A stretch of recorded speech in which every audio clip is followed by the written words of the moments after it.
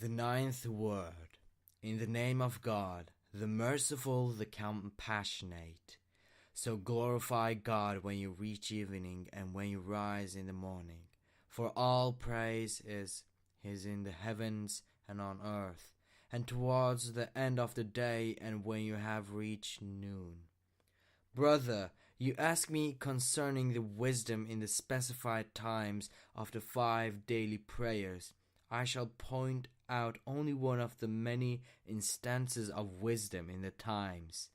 Yes, like each of the times of prayer marks the start of an important revolution, so also is each a mirror to divine disposal of power and to the universal divine bounties within that disposal.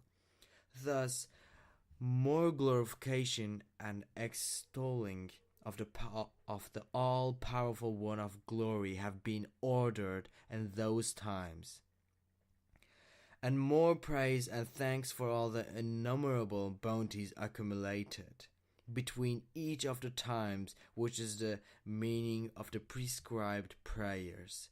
In order to understand a little this subtle and profound meaning, you should listen together with my own soul to the following 5 points.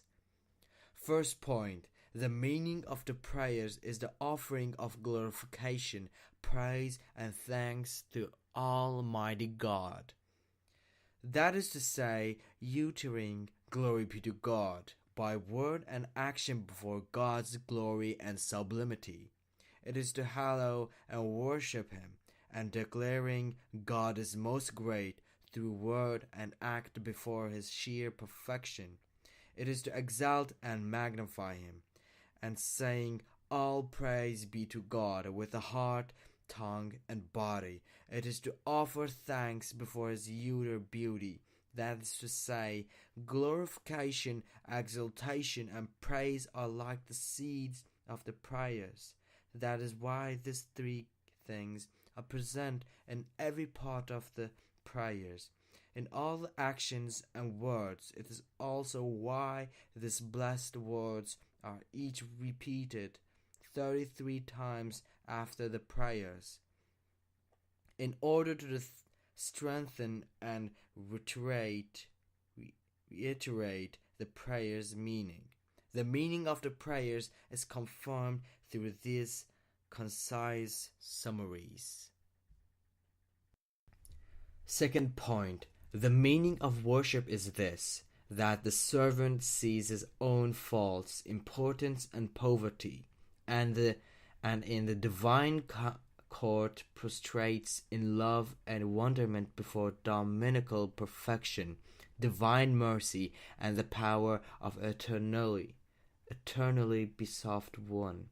That is to say, just as the sovereignty of dominicality demands worship and obedience, so also does the holiness of dominicality require that the servant sees his faults through seeking forgiveness, and through his glorifications and declaring glory be to God, proclaims that his sustainer is pure and free of all defects, and exalted above and far from the false ideas of the people of misguidance, and hallowed and exempt from all the faults in the universe. Also, the perfect power of dominicality requires that through understanding his own weakness and the impotence of other creatures, the servant proclaims God is most great in admiration of wonder before the majesty of the works of the eternally besoft One's power, and bowing in deep humility seeks refuge in Him and places his trust in Him. Also, the infinite treasury of dominicality's mercy requires that the servant makes known his own need and the needs and poverty of all creatures through the tongue of entreaty and supplication, and proclaims his sustainers' bounties and gifts through thanks and laudation, and uttering all praise be to God. That is to say, the words and actions of the prayers comprise these meanings and have been laid down from the side of divinity. Third point. Just as man is an example in miniature of greater world and Surah Al-Fatiha, a shining sample of the Quran and mighty stature, so are the prescribed prayers and comprehensive luminous index of all varieties of worship, and a sacred map pointing to all the shades of worship of all the classes of creatures. The fourth point.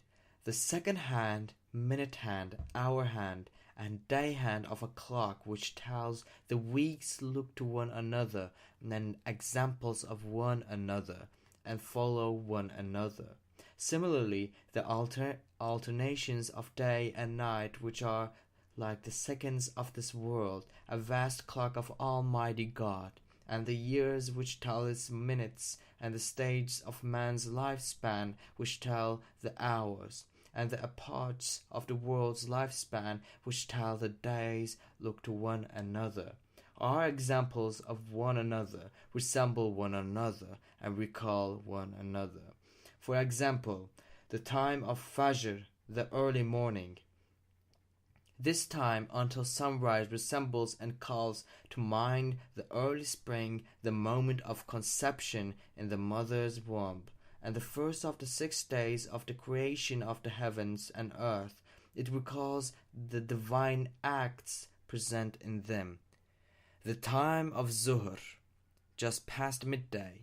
This resembles and points to the midsummer and the prime of youth, and the period of man's creation in the lifetime of the world, and calls to mind the manifestations of mercy and the abundant bounties they contain.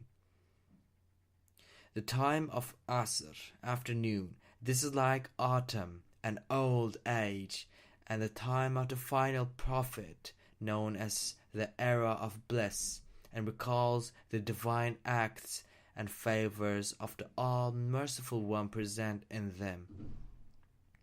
The time of Maghrib, sunset, through recalling the departure of many creatures at the end of autumn, and men's death, and the destruction of the world, and the commencement of the resurrection.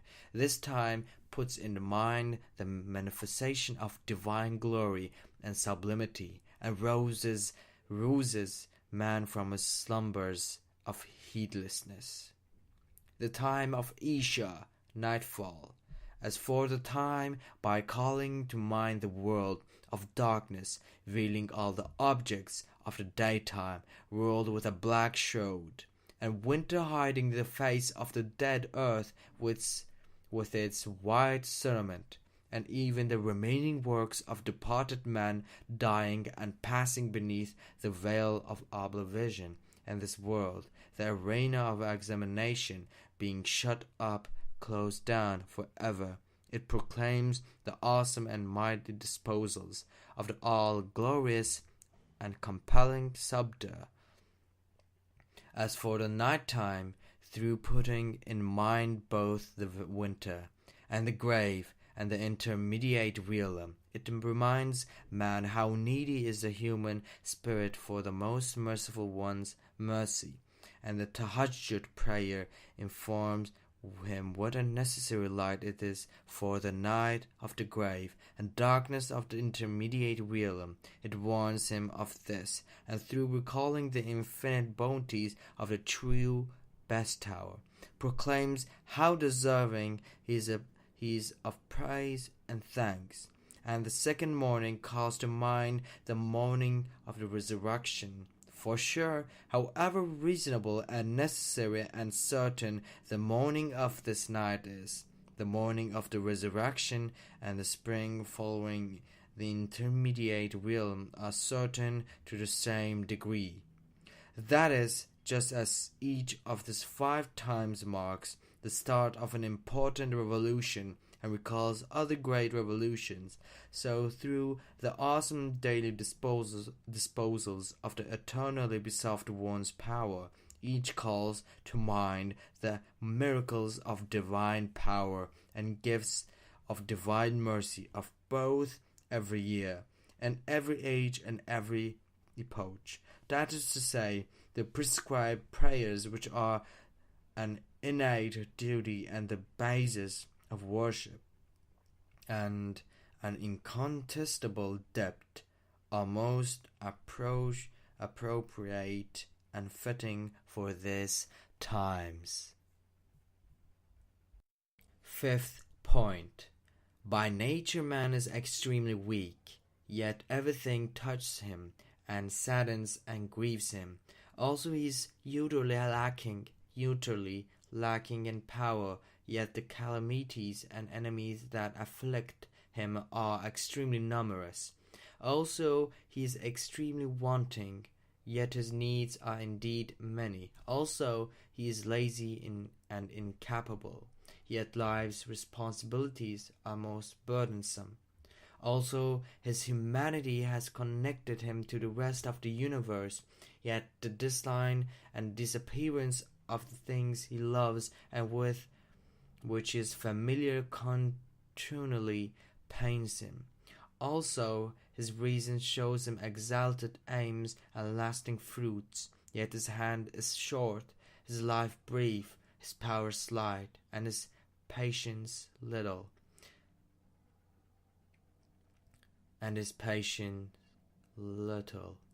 It can be clearly understood from his how essential it is for a spirit in this state at the time of Fajr in the early morning to have recourse to and present a petition to the court of an all-powerful one of glory, and all-compassionate, all-beauteous one through prayer and supplication, to seek success and help from him, and what a necessary point of support it is, so that he can face the things what will happen to him in the coming day and bear the duties that will be loaded on him.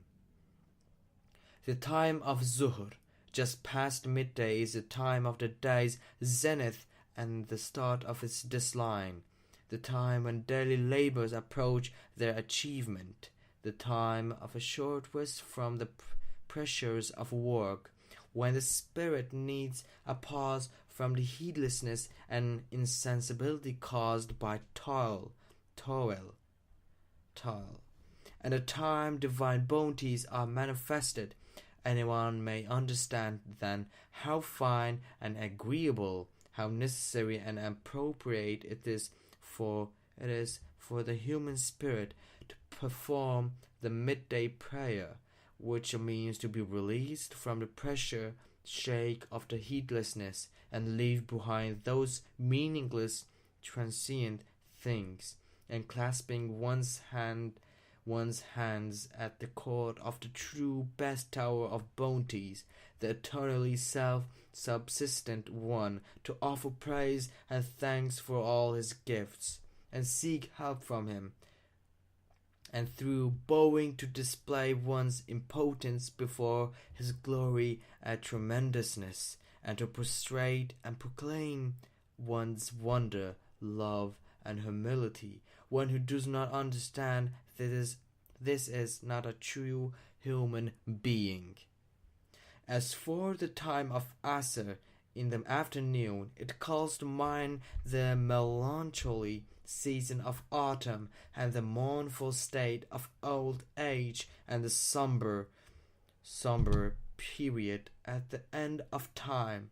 It is also when the matters of the day reach their conclusion, and the time the divine bounties which have been received that day, like health, well-being, and beneficial duties, have accumulated to form a great total, and the time that proclaims through the mighty sun, hinting by starting to sink that man is a guest official, and that everything is transient and inconstant. Now the human spirit desires eternity and was created for it. It worships benevolence and is pained by separation. Thus anyone who is truly a human being may understand what an exalted duty, what an appropriate service, what a fitting way to repay a debt of human nature. Indeed, what an agreeable pleasure it is to perform the afternoon prayer, for by offering supplications at the eternal court of the everlasting pre-eternal one, the eternally self-subsistent one, it has the meaning of taking refuge in the grace of unending, infinite mercy, and by offering thanks and praise in the face of innumerable bounties, of humbly bowing before the mightiness of his dominicanity, and by prostrating in utter humility before the everlastingness of his Godhead, of finding true consolation of heart and ease of spirit, and being girded ready for worship in the presence of his grandeur. The time of Maghrib at sunset recalls the disappearance amid sad farewells of the delicate lovely creatures of the worlds of summer and autumn at the start of winter.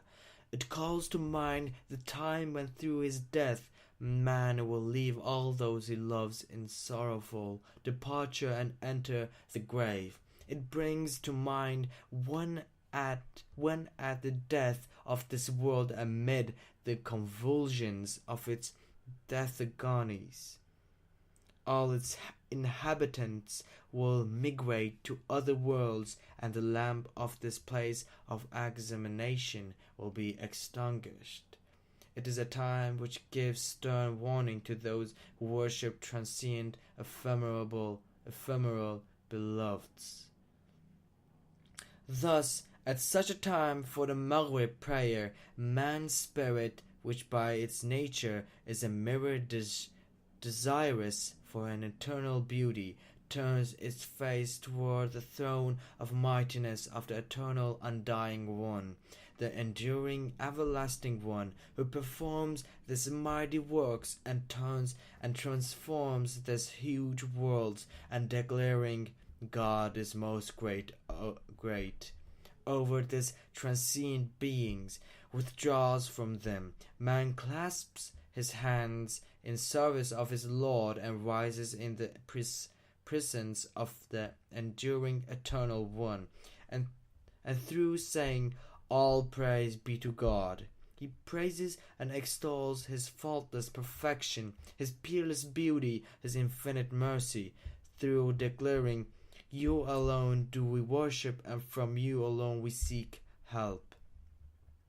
He proclaims his worship for and seeks help from his unassisted dominicality, his unpartnered Godhead, his unshared sovereignty. Then he bows, and through declaring together with all the universe his weakness and impotence, his poverty and baseness before the infinite majesty, the limitless power and utter mightiness of the enduring eternal one, he says, "All glory to my mighty sustainer," and glorifies his sublime sustainer, and prostrating before the undying beauty of his essence, his unchanging sacred attributes, his constant everlasting perfection, through abandoning all things other than him, and proclaims his love and worship in wonder and self-abasement, he finds an all-compassionate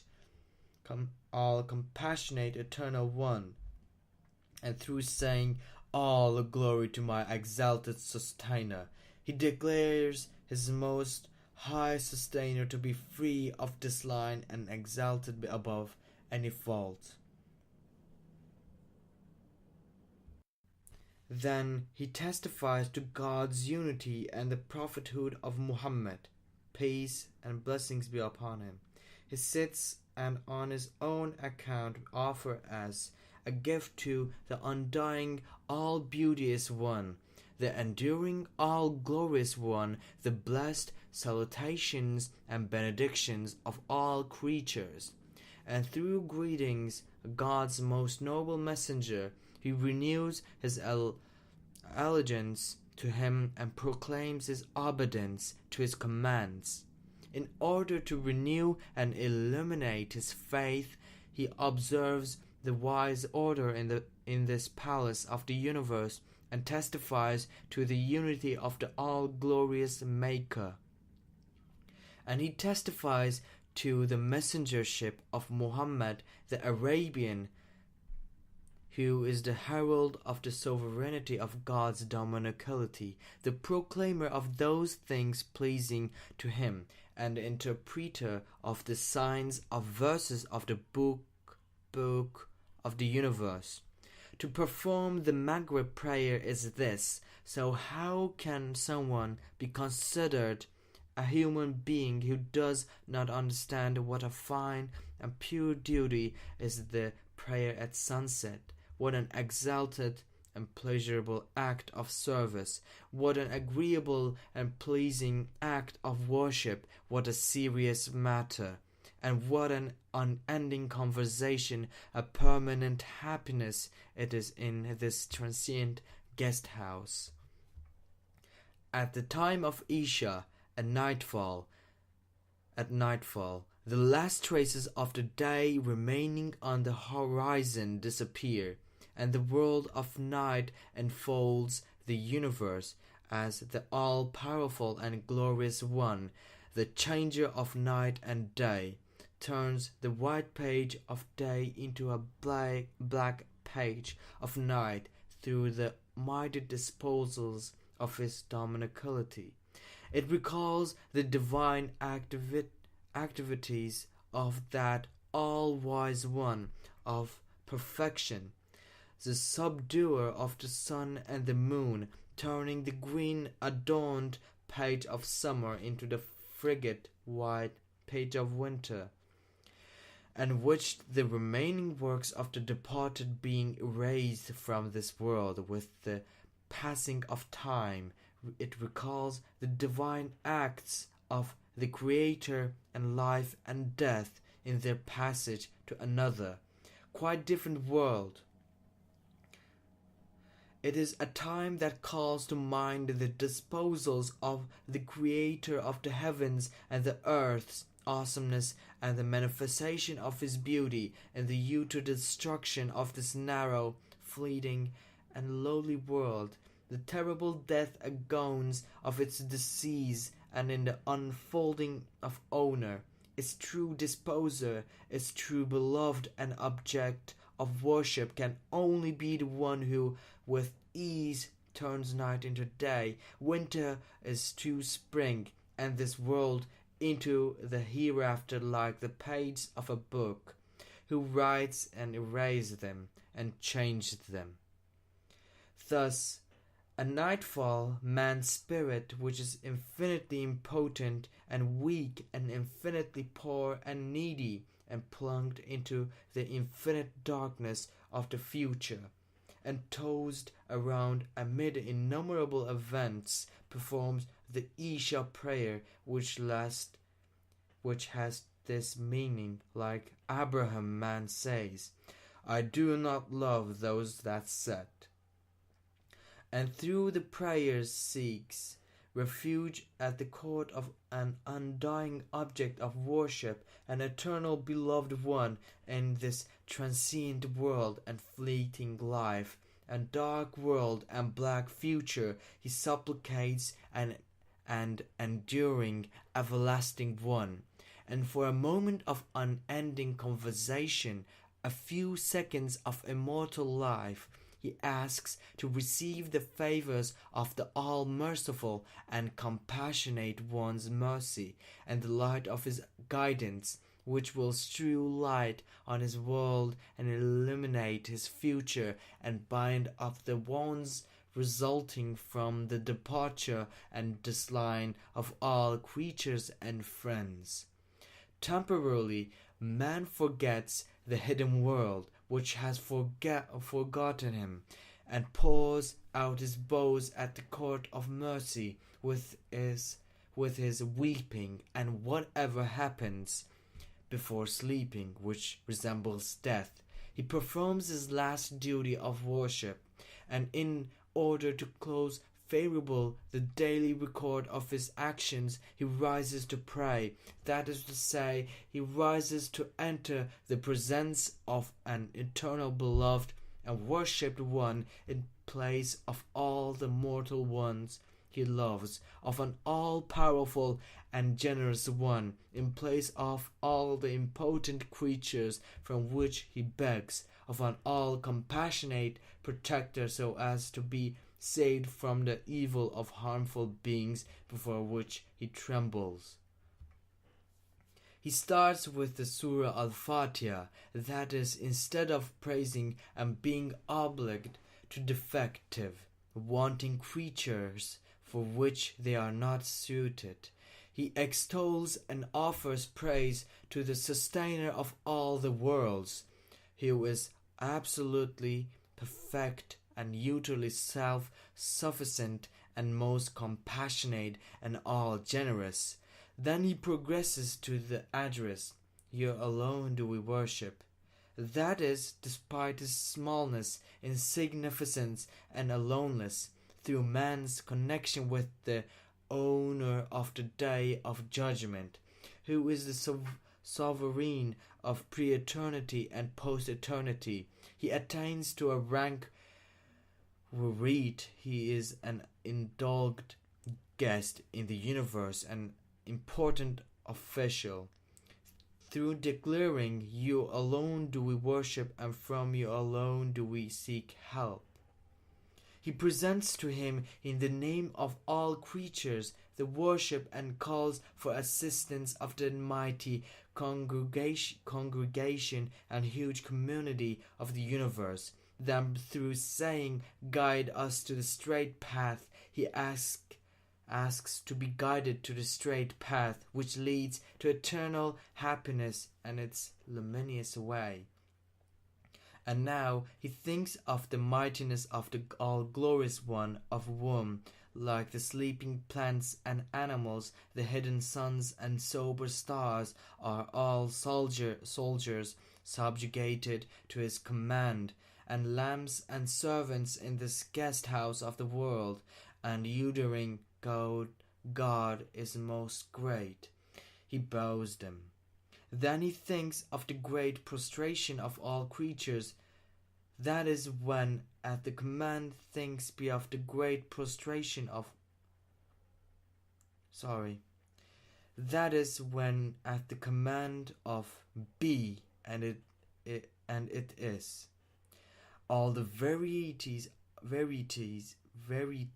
of creatures each year and each century, even the earth. All the varieties of creatures each year and each century, even the earth and the universe, each like a well-ordered army or an obedient soldier, is discharged from its duty. That is, when each is sent to the world of the unseen through the prostration of its disease and death with complete orderliness. It declares, "God is most great," and bows down in prostration, like they are raised to life, some in part and some the same, in the spring at an awaking and life-giving trumpet blast from the command of be, and it is, and they rise up and are gathered ready to serve their Lord.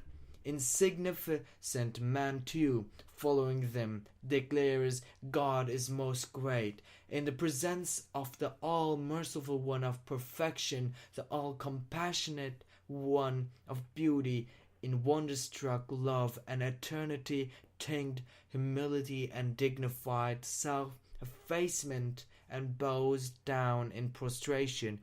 That is to say, he makes a sort of ascension.